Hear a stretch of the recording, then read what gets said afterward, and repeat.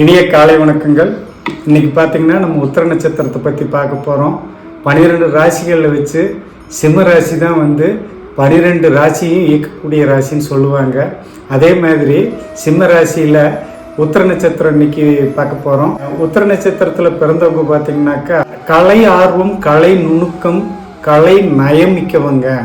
அவங்க ஊரில் அனைவராலும் பாராட்டப்படக்கூடியவங்க, உணவு பிரியர்கள், அதே நேரத்தில் சிற்றின்ப நேசர்கள், புகழை அடைபவர்கள், அனைவராலும் பாராட்டக்கூடியவர்கள் சிம்மராசிக்காரவங்க.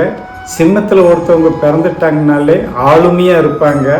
அவங்க பார்த்தீங்கன்னா ஹைட் அண்ட் வெயிட்டாக ஹைஜானிக்காக இருப்பாங்க. கணம் பார்த்தீங்கன்னாக்கா மனுஷ கணம்.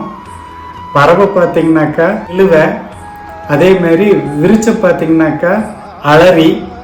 அதே மாதிரி நாடி பார்த்தீங்கன்னாக்கா பாச்சுவ நாடி. ரஜ்ஜு பார்த்தீங்கன்னாக்கா வயிற்று ரஜ்ஜு.